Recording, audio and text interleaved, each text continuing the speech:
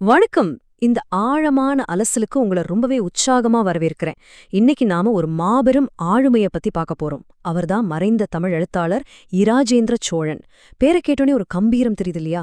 ஆமாங்க, பெயர்ல மட்டும் இல்ல, தோற்றத்திலயும் ஒரு சோழ மன்னர் மாதிரியே வாழ்ந்தவர் இவர்.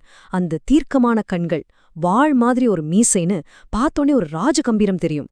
சரி, இப்ப நீங்க ஒரு விஷயத்தை யோசிக்கலாம். இப்படி ஒரு மன்னர் தோற்றத்துல இருக்கிறவரு எப்படி சமூகத்துல ரொம்பவே ஒடுக்கப்பட்ட குரலற்ற மக்களுக்கான ஒரு ஆகச்சிறந்த குரலா மாறினாரு?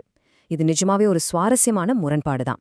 மார்ச் 1, 2024 அவர் இயற்கை எய்துற வரைக்கும் அடித்தட்ட மக்களுக்கான அவரோட இந்த இலக்கிய பயணம் நிக்கவே இல்ல. இது எப்படி சாத்தியமாச்சு? வாங்க உள்ள போய் பார்க்கலாம். இந்த அலசல்ல நம்ம முக்கியமா 5 விஷயங்களை பார்க்க போறோம். 1, நடுநாட்டு இலக்கியத்தின் முன்னோடி. 2, அஸ்வகோஷ் அப்படிங்கிற அவரோட இரட்டை அடையாளம். 3, விளிம்பு நிலை மக்களின் குரல். 4, அவரோட கூர்மையான அரசியல் பகடி. அப்புறம் 5, இலக்கியத்துல அவர் செஞ்ச ஒரு கம்பீரமான பயணம்.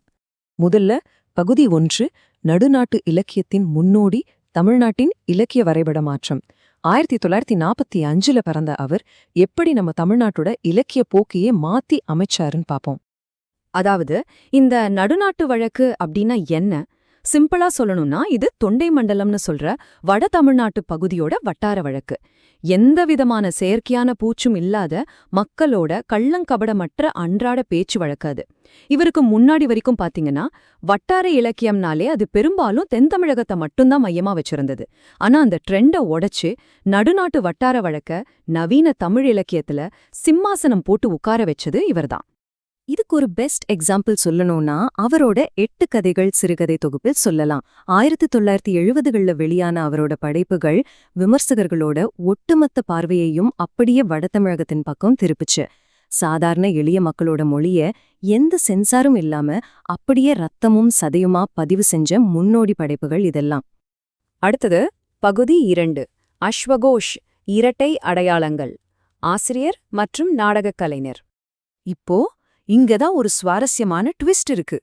அவரோட ப்ரொஃபஷனல் லைஃபுக்கும் அவரோட கிரியேட்டிவ் லைஃப்க்கும் நடுவுல ஒரு பெரிய இரட்டைத்தன்மை இருந்துச்சு. ஒரு பக்கம் பாத்தீங்கன்னா இராசேந்திர சோழன் திண்டிவனம் பக்கத்துல 21 வருஷம் ஸ்கூல் டீச்சரா வேலை பார்த்து அப்புறம் விருப்ப ஓய்வு வாங்கினவரு. ரொம்ப நிதானமா சிறுகதைகளையும் நாவல்களையும் எழுதினவரு. ஆனா இன்னொரு பக்கம் அஸ்வகோஷ், இது அப்படியே ஆப்போசிட். ஒரு தீவிரமான புரட்சிகரமான நாடக கலைஞன். பாதல் சர்க்கார் கிட்ட நாடக பயிற்சி எடுத்து தமிழ்நாடு முழுக்க வீரியமான நாடகங்களை இயக்கினார். தன்னோட டீச்சர் வேலைக்கு எந்த பாதிப்பும் வந்துடக்கூடாதுன்னு தான் இந்த அஸ்வகோஷ் அப்படிங்கிற புனைப்பெயரை அவர் யூஸ் பண்ணினார். எவ்வளவு புத்திசாலித்தனம் பாருங்க. அதே போல அவரோட அரசியல் பயணமும் சும்மா சாதாரணமா இல்ல. 1970 85 வரைக்கும் மார்க்சிஸ்ட் கம்யூனிஸ்ட் கட்சியில தீவிரமா செயல்பட்டார். அது மட்டும் இல்லாம தமிழ்நாடு முற்போக்கு எழுத்தாளர் சங்கத்தை உருவாக்கவும் முக்கிய காரணமா இருந்தார். அதுக்கப்புறம் 85 2005 வரைக்கும் தமிழ்தேச பொது உடைமை கட்சியில பணியாற்றினார். அப்புறமா அவரே தமிழ்தேச மார்க்சிய கட்சியும் தொடங்கினார். இதுல நம்ம கவனிக்க வேண்டிய ரொம்ப முக்கியமான விஷயம் என்னன்னா, அவர் எந்த இயக்கத்துல இருந்தாலும் அங்க தப்பு நடந்தா அதை தைரியமா விமர்சிக்க அவர் என்னைக்குமே தயங்குனது கிடையாது. உண்மைக்கு மட்டும்தான் அவர் விசுவாசியா இருந்தாரே தவிர வெறும் கட்சி தலைமைக்கு இல்ல. ஓகே, இப்போ பகுதி 3, விளிம்பு நிலை மக்களின் குரல். அமைப்பு சாரா மற்றும் குரலற்ற மக்களின் குரலா அவர் எப்படி மாறினாருன்னு பார்க்கலாம். அவரோட இலக்கிய உலகத்தை பாத்தீங்கன்னா அது ரொம்பவே பிரம்மாண்டமானது. சும்மா இல்லங்க. 79 வீரியமிக்க சிறுகதைகள், அஸ்வகோஷ்ங்கிற பேர்ல 12 நாடகங்கள், அப்புறம் காவலர் இல்லம், பதிய மாதிரியான நாவல்கள், குறுநாவல்கள்னு ஒரு பெரிய சாம்ராஜ்யத்தை உருவாக்கியிருக்கார். உதயம், பிரச்சனை, மண்மொழி மாதிரியான இதழ்களையும் அவரே கொண்டு வந்திருக்கார்.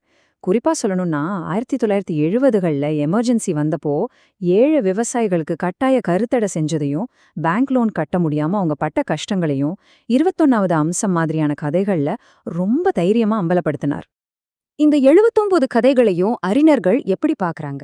பேராசிரியர் வேமு புதியவர்பன் இதை முக்கியமா 3 பிரிவா பிரிக்கிறாரு. 1, அரசியல் பகடி. 2, விளிம்பு நிலை மக்களின் வாழ்க்கை. 3, நவீன மற்றும் பின்னவீனத்துவ யதார்த்தவாதம்.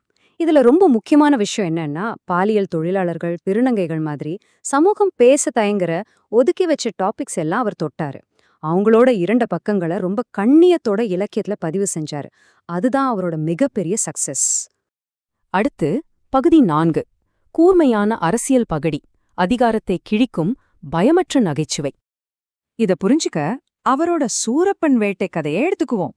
ஒரு காட்டுக்குள்ள ஒளிஞ்சிருக்கிற ஒரு பிரபல கொள்ளையனை பிடிக்க அரசாங்கம் ஒரு ஸ்பெஷல் டாஸ்க் ஃபோர்ஸ் அமைக்குது. அந்த படையோட முட்டாள்தனங்களையும் அதிகாரிகளோட தோல்வியையும் வயிற குலுங்க சிரிக்கிற மாதிரி ரொம்ப ஷார்ப்பா அதே சமயம் கடுமையா விமர்சிச்ச அட்டகாசமான கதை இது. அந்த கதையில வர்ற சிறப்பு படையோட தலைவர் என்ன சொல்றார் தெரியுமா? காட்டுல ஏதோ ஒரு கெட்ட வாடை அடிக்குது. அத புடிச்சுக்கிட்டு அவரு சொல்றாரு, இந்த நாற்றம் காட்டு விலங்குகளோ இல்ல சைவ சாப்பாடு சாப்பிடுறவங்களோ விட்டதா இருக்க முடியாது. கண்டிப்பா கொள்ளையன் சூரப்பனோ இல்ல அவன் ஆட்களோ விட்ட நாற்றமா தான் இருக்கணும். அதனால இன்னும் 6 மாசத்துக்குள்ள அவனை புடிச்சிருவோம் அப்படின்னு ரொம்ப சீரியஸா சொல்றாரு. பாருங்க, அதிகாரிகளோட கையாளாக தன்னத்தை இதைவிட பெஸ்டா யாராலுங்க நையாண்டி பண்ண முடியும்? இதே மாதிரி இன்னொரு மாஸ்டர்பீஸ் கதை தான் சவாரி. உழைக்கும் வர்க்கத்துக்காக போராடுறதா சொல்ற ஒரு கம்யூனிஸ்ட் கட்சியோட அதிகாரத்துவமும் அவங்களோட கமிட்டியும் எவ்ளோ அபத்தமா செயல்படுதுன்னு காட்டுற கதை இது. சிம்பிளா சொல்லணும்னா, கட்சியில பயண பிரச்சனையை தீர்க்க ஒரு குதிரை வாங்கலான்னு ஒரு தீர்மானம் போடுறாங்க. அந்த கமிட்டி மீட்டிங்ல ஒரு உறுப்பினர் சொல்றத மட்டும் கேளுங்க. வழக்கமான அரசியல் அறிக்கையெல்லாம் நமக்கு இப்போ வேண்டாம். இன்னைக்கு ஒரே ஒரு சப்ஜெக்ட் தான். அது குதிரை பிரச்சனை. அதுலயும் உட்பிரிவா குதிரையோட முகம், வயிறு, கால்கள், வால்னு மட்டும் போட்டுக்குங்க. இப்போ குதிரை நிதியை திரட்டுவோம். அதாவது மக்கள் பிரச்சனைக்காக களத்துல இறங்கி வேலை செய்யாம ரூமுக்குள்ள உட்கார்ந்துகிட்டு குதிரையோட உடலமைப்பு ஆராய்ச்சி பண்ற தன்னோட சொந்த அரசியல் வட்டாரத்தையே அவர் எந்த அளவுக்கு கலாய்ச்சிருக்கார் பாருங்க. நிஜமாவே ஒரு ஃபியர்லெஸ் ரைட்டர் தான் அவரு. இறுதியா பகுதி 5, இலக்கியத்தில் ஒரு கம்பீரமான பயணம், இராஜேந்திர சோழன் விட்டு சென்ற அழியாத இலக்கிய தடம். இலக்கிய விமர்சகர்கள் அவரை எப்படி பார்க்கறாங்கன்னு சொன்னா உங்களுக்கு ஆச்சரியமா இருக்கும்.